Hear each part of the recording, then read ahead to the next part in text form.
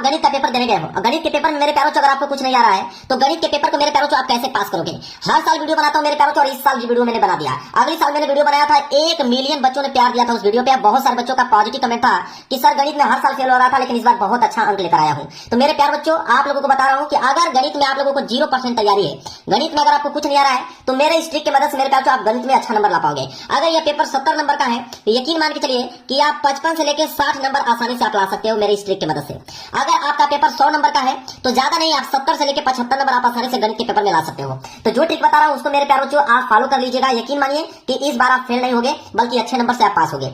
मेरे प्यारे बच्चों, मेरे पास 2026 बोर्ड का एक पेपर भी है गणित का, और मेरे पास बोर्ड एग्जाम की कॉपी भी है, और इस कॉपी में पूरे के पूरे इस क्वेश्चन पेपर को मैं सॉल्व करके दिखाने वाला हूं, वो भी ट्रिक की मदद से, और एग्जाम में पूरा का पूरा नंबर आप लोगों को देगा। सबसे पहले आएगा फ्रंट पेज। यहाँ फ्रंट पेज में मेरे प्यारे बच्चों अपना परीक्षार्थी का अनुक्रमांक अंकों में, और इन्हीं को आपको शब्दों में लिख देना है। जैसे 4 है तो 4, 2, 5, 0 इस तरह लिख देना है। विषय में आपको गणित डालना है, प्रश्न पत्र में केवल डालना है प्रश्न पत्र अंकित संकेतांक, पेपर कोड जिसे बोलते हैं मैं दिखा देता हूं आप लोगों को। 822 HZ है तो 822 HZ आपने डाल दिया पेपर कोड। परीक्षा का दिन जो भी दिन है, इस बार तो आप लोगों का जो हाई स्कूल का पेपर है वो शुक्रवार का है गणित का, और इंटर वाले देख लीजिएगा जिस दिन रहेगा वो अपना डेट डाल लीजिएगा। 27 तारीख को है गणित का पेपर प्रथम पाली में, क्योंकि हाई स्कूल वाले बच्चों का प्रथम पाली में होता है, वो इंटरमीडिएट वाले द्वितीय पाली डालेंगे। केंद्र का नाम जहां पे आप लोगों का सेंटर गया होगा वहां पे नाम डाल लीजिएगा। फिलहाल के लिए मैं अपने चैनल का नाम डाल दिया हूं। यहाँ पे रूल संख्या और कक्ष निरीक्षक के सिग्नेचर रहेंगे, और यहाँ पे वो डेट डालेंगे। तो नीचे वाले कॉलम आपको छोड़ देना है, ऊपर वाला कॉलम आप लोगों को भर देना है। तो ये तो फ्रंट पेज है। इसके बाद आप लोगों का पहला पेज आएगा। जब इस तरह आप पेज को पलटोगे तो पहला पेज आएगा, आप लोग भर लीजिएगा देखकर मेरे प्यारे बच्चों। जिस दिन जो पेपर होगा उसको आप अच्छे तरीके से भर लीजिएगा। अब मेन आप लोगों का काम है गणित के पेपर को कैसे पास करें। अब ये गणित का मेरे पास पेपर है। अब इस पेपर में कोई भी क्वेश्चन आप ले लो, कोई भी क्वेश्चन को मैं सॉल्व करके दिखा दूंगा आप लोगों को। एग्जामिनर आप लोगों को पूरा नंबर देगा। कैसे समझिए, अगर वीडियो को लास्ट तक बने रह गए, ये वीडियो आप लोगों के लिए मेरे प्यारे बच्चों रामबाण है। मैं आपको कह रहा हूं कि हर साल फेल हो रहे होंगे लेकिन इस बार पास करा के दिखा दूंगा आप लोगों को। देखिए, मानिए कि अगर आपको खंड ब करना है, खंड ब में अगर प्रश्न उत्तर संख्या 21 करना है तो सबसे पहले काम करना होगा आप लोगों को मेरे प्यारे बच्चों, स्केल की सहायता से लाइनिंग खींच लीजिएगा। मैं ऑलरेडी लाइनिंग खींच के लेके आया हूं, ठीक है। आपके पेपर में लाइनिंग खींचा नहीं रहेगा, बिल्कुल सादा रहेगा। आपको लाइन ये वाला लाइन खींचना होगा, मैं ऑलरेडी खींच के लेकर आया हूं। इसके बाद आपको कौन सा काम करना है ये चीज समझिए। इसके बाद आपको हर एक पेज पे रोल नंबर लिखते जाना है। जैसे मैं यहाँ ऊपर रोल नंबर लिख रहा हूँ, आपको भी रोल नंबर हर एक पेज पे आप लोगों को लिखते चलना है ताकि आपकी कोई भी कॉपी चेंज न कर पाए। और लाइनिंग आप लोगों को इसलिए खींचना होता है क्योंकि जब एग्जाम में कॉपी चेक करता है तो नंबर कैलकुलेट करता है यहीं पे, तो आपको हर एक पेज पे लाइनिंग खींचते चलना है। इसके बाद खंड ब करना है तो आप मेरे प्यारे बच्चों यहाँ पे आपको डालोगे खंड ब। आपके ऊपर की जो हेडिंग रहेगी वो रहेगी खंड ब, क्योंकि आप खंड ब करने वाले हो, ठीक है। इसके बाद मेरे प्यारे बच्चों स्केल की सहायता से आपको लाइनिंग खींचना पड़ेगा। मैं लाइनिंग यहाँ पे खींच देता हूँ स्केल। देखिए, स्केल की सहायता से नीचे आपको लाइन खींच देना है ताकि दिखने में अच्छा लगे। इतना काम कर सकते हो बिल्कुल। खंड ब प्रश्न उत्तर संख्या 21 करने वाले थे तो आपको एक लाइन का गैप छोड़कर नीचे डालना है प्रश्न उत्तर संख्या। चलिए, इसके नीचे एक लाइन का गैप छोड़कर यहाँ पे आपको डालना पड़ेगा प्रश्न उत्तर संख्या 21। तो यहाँ पे आपको लिखना पड़ेगा प्रश्न उत्तर संख्या 21। तो यहाँ पे प्रश्न उत्तर संख्या 21 डाल लीजिएगा। इसके बाद स्केल की सहायता से इसके नीचे भी आप लोगों को क्या कर देना, अंडरलाइनिंग कर देना है। जो चीज मैं आप लोगों को बता रहा हूँ उसको ध्यान से आप लोग समझिए, ठीक है। प्रश्न उत्तर संख्या 21 आपने डाला। इसके बाद 21 में मान लीजिए ए वाला प्रश्न करने वाले हो, तो ए वाला करने वाले हो तो आपको यहाँ पे डालना पड़ेगा ए, ठीक है। आपने ये डाल दिया। इसके बाद देखिए प्रश्न हम लोग पढ़ेंगे। प्रश्न है क्या? प्रश्न बोला है कि अभाज्य गुणनखंड विधि द्वारा, विधि का नाम पूछा है कि अभाज्य गुणनखंड विधि के द्वारा 2520 और 10530 का लस तथा मस ज्ञात कीजिए। और यह प्रश्न कितने नंबर के लिए? 2 नंबर के लिए है। अब इसको कैसे आप सॉल्व करोगे ये प्रश्न अगर आपको नहीं आ रहा है तो अभाज्य गुणनखंड विधि द्वारा ज्ञात करना है। तो सबसे पहले मेरे प्यारे बच्चों आप हेडिंग डालोगे हल। सबसे पहले आप हेडिंग डालोगे हल। हल हेडिंग डालने के बाद सबसे पहला आपका पॉइंट रहेगा दिया है। सबसे पहला पॉइंट क्या रहेगा? दिया है। तो आप लिखोगे दिया है। अब क्या दिया है उसको आप नोट करोगे। तो बोला है कि 2520 फिर तथा और बोला था 10530। 10530 लिखोगे। दिया है 2520 तथा 10530 का, ठीक है, इतना का। अब ये दिया हुआ है अंक। फिर लिखिएगा कि ज्ञात करना है। ज्ञात करना है। ज्ञात करना है। अगली हेडिंग क्या रहेगी? ज्ञात करना है। अगर आपको कुछ नहीं आ रहा तो आपको ऐसे लिखना है कि दिया है 2520 तथा 10530 का ज्ञात करना है। क्या ज्ञात करना है? इनका, आप लिखोगे इनका लस, इनका लस तथा इनका मस, इनका मस। ये दो चीज क्या है? ज्ञात करना है कि इनका लस तथा इनका मस। हो गया। अब मेरे प्यारों को हम क्या ज्ञात करेंगे? पहले इनका अभाज्य गुणनखंड के रूप में तोड़ेंगे। तो आप क्या कीजिएगा, एक लाइन के जगह छोड़कर, जैसे यहाँ दिया है 2520 दे रखा है, तो इनका अभाज्य गुणनखंड के रूप में इस तरह आप लोग तोड़ लीजिए। ठीक है, सबसे पहले 2 से कटाओगे तो 2 एकम 2, 2 दूनी के 4, 2 छके 12, फिर यहाँ पे 0 उतर जाएगा। फिर 2 से कटाइएगा तो 2 छके 12 और 2 तिहाई 6, फिर यहाँ पे 0 उतर जाएगा। फिर 2 से कटाएंगे यहाँ पे तो 2 तिहाई 6, 2 एकम 2 और 2 पाँचे 10। ठीक है, अब इसके बाद ये किससे कटेगा, अब ये कटेगा मेरे ख्याल 3 से। इसके बाद ये 3 से कटाइएगा कि 3 एकम 3, फिर 0, 3 पाँचे 15। फिर इसको आप 3 से कटाइएगा तो 3 तिहाई 9 और यहाँ पे 15 बच जाएगा तो 3 पाँचे 15। ठीक है, इसके बाद 5 से कटाइएगा, 5 7 35 और फिर ये किससे कट जाएगा, 7 से कट जाएगा पूरा पूरा। ठीक है, इतना काम कर लोगे आप।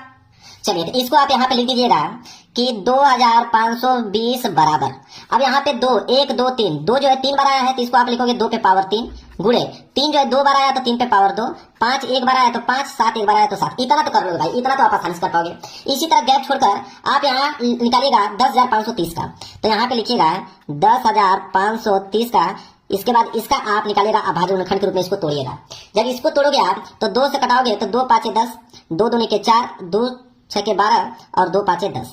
इसके बाद मेरे प्यारों चो अब किससे कटेगा, अब ये कटेगा 3 से, तो यहाँ पे कटाओगे 3 एकम 3 बच जाएगा 2 22, 3 7 21, फिर 1 16 बच जाएगा, 3 पाँचे 15 और 3 पाँचे 15। फिर यह 3 से कट जाएगा तो आप कटाओगे 3 पाँचे 15।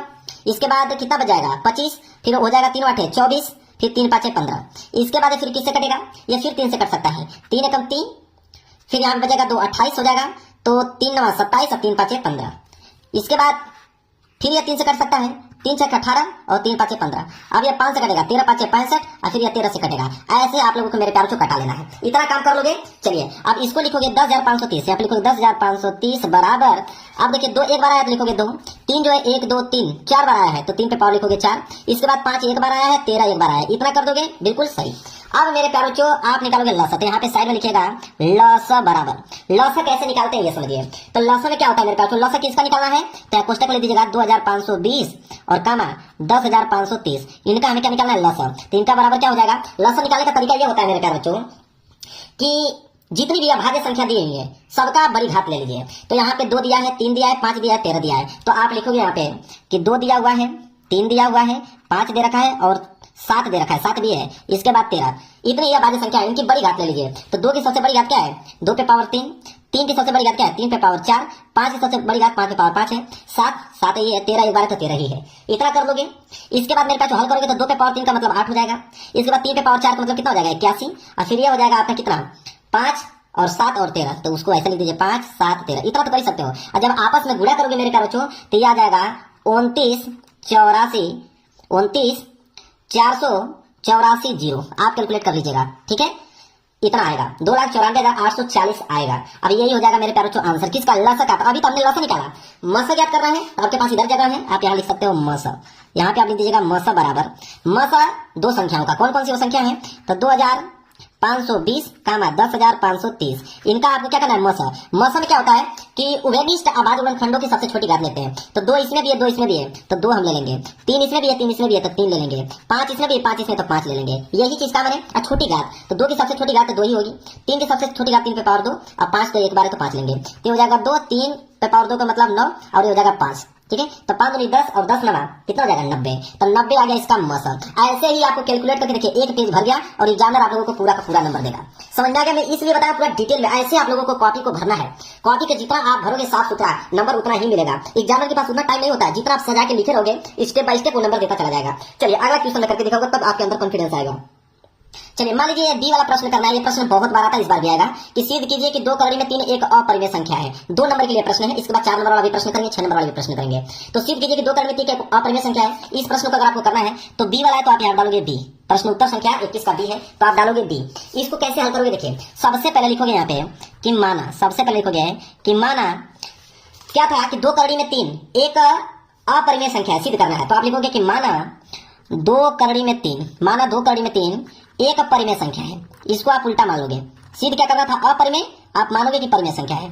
कि माना 2 करोड़ी में 3 एक परिमेय संख्या है, पहली लाइन आपने इस तरह लिख दिया। इसके बाद अगर इसको आपने परिमेय मान लिया है तो हो जाएगा 2 करोड़ी में 3 बराबर, परिमेय को आप लिख दीजिएगा कि a बटे b। ठीक है, और यहाँ पे लिख दीजिएगा कि a कामा b जो है वह स अभाज्य संख्या है, स अभाज्य संख्याएं हैं, ऐसे आप लोगों को लिख दीजिएगा। जो चीज आपको समझ में आ रहा है उसको लिखते चलिए कि ए और बी अभाज्य संख्या है और बी जो होता है वो 0 के बराबर नहीं होता, तो आप लिखिएगा बी जो है 0 के बराबर नहीं होता है। इतना तो काम आप कर ही लोगे, कोई दिक्कत नहीं होना चाहिए। तो अब लिखोगे यहाँ पे कि 2 करड़ी में 3 बराबर ए बाई डी। ठीक है, अब यहाँ पे करड़ी में 3 को अलग कर दो, तो करड़ी के 3 इसी तरह रहने दो और ये 2 गुणा में उधर जाएगा तो भाग में हो जाएगा, तो हो जाएगा a बटे 2b। होगा कि नहीं? बिल्कुल होना चाहिए। इसके बाद लिखिएगा कि चूंकि लिखिएगा कि ये जो 2 है, ठीक है, 2 और यहाँ पे a और ये जो नीचे आपको b दिखाई दे रहा है b, तो 2ab ये जो है क्या है? पूर्णांक है। इस तरह लिख दीजिएगा कि ये दोनों क्या है? पूर्णांक है। ठीक है, 2 और a और b ये तीनों जो है पूर्णांक है। तो आप लिखिएगा इसलिए a बटे 2b एक क्या है? परिमेय संख्या है, एक परिमेय संख्या, ऐसे लिख दीजिएगा कि परिमेय संख्या है। जब आपने a बटे 2b को परिमेय संख्या मान लिया तो यह इसके बराबर के भी परिमेय संख्या होगा, तो आप लिखिएगा इसलिए करड़ी में 3 भी एक परिमेय संख्या होगी, एक परिमेय संख्या होगी। ठीक है, अब करड़ी में 3 भी एक परिमेय संख्या होगी, लेकिन लिखिएगा इसलिए, लिखिएगा चूंकि का चिन्ह इस तरह होता है, चूंकि हम जानते हैं कि करड़ी में 3, चूंकि हम जानते हैं कि करड़ी में 3 एक अपरिमेय संख्या है, अपरिमेय संख्या है, इसलिए हमारी कल्पना गलत है। लिख दीजिएगा इसलिए हमारी कल्पना गलत है। इसलिए 2 करड़ी में 3 एक अपरिमेय संख्या है, एक अपरिमेय संख्या। ऐसे मेरे प्यारे बच्चों आपको बनाकर लिख देना है। आप देखिए एग्जामिनर आप लोगों को पूरा नंबर देगा। जब आप इतना स्टेप बना के लिखे रहेंगे तो उतना टाइम किसी भी एग्जामिनर के पास नहीं होता कि एक वर्ड आपका पढ़े। आपका थोड़ा सा स्टेप देखेगा, नंबर आपको चेक करते चला जाएगा। बस आप सुंदर राइटिंग में स्टेप बाय स्टेप अच्छे से लिखते चलिए। क्लियर है? चलिए मान लीजिए 2 नंबर वाले प्रश्न है, मैं एक 4 नंबर वाले प्रश्न भी आप लोगों को करके दिखा देता हूँ मेरे प्यारे बच्चों। मान लीजिए प्रश्न दे रखा है, प्रश्न 22 का ए वाला प्रश्न 4 नंबर के लिए। अगर इस प्रश्न को करना है तो आप कैसे करोगे? कह रहा है कि दिखाइए कि रैखिक समीकरण 3x - y बराबर 2 और 9x - 3y बराबर 6 के अनेक हल होंगे। चलिए इस प्रश्न को करते हैं हम लोग। चलिए सबसे पहले हम डालेंगे प्रश्न उत्तर संख्या 22 का ए। हेडिंग आपको भूलना नहीं, हेडिंग बिल्कुल साफ सुथरा आप लोगों को डालना है। तो लिखोगे प्रश्न उत्तर संख्या 22। तो आप लिखोगे प्रश्न उत्तर संख्या 22 और स्केल के साथ इसके नीचे अंडरलाइन कर दीजिएगा। 22 का ए है तो आप लिखोगे 22 का ए। ठीक है, सबसे पहले लिखोगे कि दिया है। सबसे पहले मेरे प्यारे क्या लिखोगे कि दिया है। अब क्या चीज दिया हुआ है? तो दिया है रैखिक समीकरण, 2 रैखिक समीकरण दिया हुआ है, तो आप लिखोगे कि दिया है रैखिक समीकरण। इतना तो काम आप कर सकते हो। दिया है रैखिक समीकरण। कौन कौन सा रैखिक समीकरण दिया हुआ है? तो एक दिया है आपका 3x - y बराबर 2 और तथा एक आपका रैखिक समीकरण दिया हुआ है कि 9x - 3y बराबर 6। ठीक है, और ज्ञात करना है, अगली जो हेडिंग रहेगी वो होगा ज्ञात करना है अनेक हल होंगे। ज्ञात करना है कि इनके अनेक हल होंगे। ठीक है, अनेक हल होंगे, यह ज्ञात करना है। ठीक है, अब मेरे प्यारे बच्चों क्या करेंगे हम लोग? लिखेंगे हल में हम इन समीकरण को उतारेंगे। एक समीकरण दिया है 3x - y बराबर 2। ठीक है, और एक दिया हुआ इधर 9x - 3y बराबर 6। तो जब भी समीकरण हल कर रहे हो इस बात को याद रखना, इधर शून्य होना चाहिए, तो इसको आप इधर ला दीजिए। तो हो जाएगा 3x - y और प्लस 2 इधर आएगा तो -2 बराबर 0। इतना कर लोगे, ये हो जाएगा समीकरण नंबर पहला। इसी तरह ये हो जाएगा आपका 9x - 3y और प्लस 6 इधर आएगा तो -6 बराबर 0। ये हो जाएगा आपका समीकरण नंबर दूसरा। इतना काम कर लोगे। इसके बाद मेरे प्यारे बच्चों देखिए आप तुलना करेंगे। ठीक है, लिखिएगा यहाँ पे कि समीकरण 1 व 2 की तुलना करने पे, समीकरण 1 व समीकरण 2 की किससे तुलना करने पे, तो आप लिखिएगा यहाँ पे कि a1x plus b1y plus c1 बराबर 0 तथा एक हो जाएगा a2x plus b2y plus c2 बराबर 0। ठीक है, से तुलना करने पर अब तुलना कर लीजिए। जब तुलना कीजिएगा तो यहाँ पे जब इसकी तुलना इससे करेंगे तो a1 बराबर आ जाएगा 3, b1 बराबर आ जाएगा -1 और c1 बराबर आ जाएगा -2। इसी तरह इसका तुलना जब इससे कीजिएगा तो इधर आ जाएगा a2 बराबर 9 और b2 बराबर -3 और c2 बराबर -6 आ जाएगा। ठीक है, अब यहाँ बोला है कि अनेक हल होंगे। अनेक हल होने का मतलब होता है कि रेखाएं जो होंगी समपाती होंगी। तो लिखिएगा रेखाएं समपाती हैं। आप लिखिएगा रेखाएं समपाती हैं। तो रेखाएं जब समपाती होती हैं तो यह होता है कि a1 बटा a2 जो होता है वो बराबर होता है b1 बटा b2 के और यह बराबर होता है c1 बटा c2 के। तो आप रख दीजिएगा मान। a1 का मान आया 3 और a2 का मान इधर आया 9, बराबर B1 का मान आया -1 और B2 का मान आया -3। इसी तरह C1 का मान आया -2 और C2 का मान आया -6। तो आप यहीं से इसको चाहिए तो हल कर सकते हैं। ठीक है, तो ये हो जाएगा। देखिए यहाँ पे जब A का गुणा, देखिए जब इसका आप तुलना कीजिएगा, आप देखिएगा कि ये तीनों आपस में बराबर हो रहे हैं कि नहीं। जैसे A1 बराबर A2, B1 बराबर B2 बराबर C1 बराबर C2 होना ही चाहिए। तो आप देख सकते हैं जब इसको आप छोटा कीजिएगा तो आप एक नोटिस कीजिए कि 3 एकम 3, 3 तिहाई 9, तो हो जाएगा 1/3 बराबर माइनस से माइनस खत्म, ये हो जाएगा 1/3 बराबर माइनस से माइनस खत्म, 2 एकम 2, 2 तिहाई 6, तो ये भी आ जाएगा 1/3। देखिए तीनों मान बराबर हैं, तो आप लिखिएगा कि जब तीनों मान यहाँ पे बराबर हो गए तो आप यहाँ पे लीजिएगा आंसर। ठीक है, लीजिएगा आंसर। एग्जाम में समझ में आ जाएगा एग्जाम को कि संपाति लिखा है, मतलब तीनों वैल्यू आपस में क्या है, बराबर है। इस तरह मेरे कहने का मतलब आपको पेज भरना है किसी न किसी प्रकार इन क्वेश्चनों को करके, आपको नंबर पूरे के पूरे नंबर मिलेंगे, एक नंबर एग्जाम में काट नहीं सकता है। इसी तरह सारे प्रश्नों का जवाब आपको देते चलना, कोई भी प्रश्न छोड़ना नहीं है, चाहे वो आ रहा है चाहे नहीं आ रहा है, समीकरण बनाते जाइए, उसको हल करते जाइए। वीडियो पसंद आई तो वीडियो को लाइक कर दीजिएगा, चैनल पर नए हो तो चैनल को जरूर सब्सक्राइब कर लीजिएगा। मिलेंगे प्यार से नेक्स्ट वीडियो में, तब तक के लिए।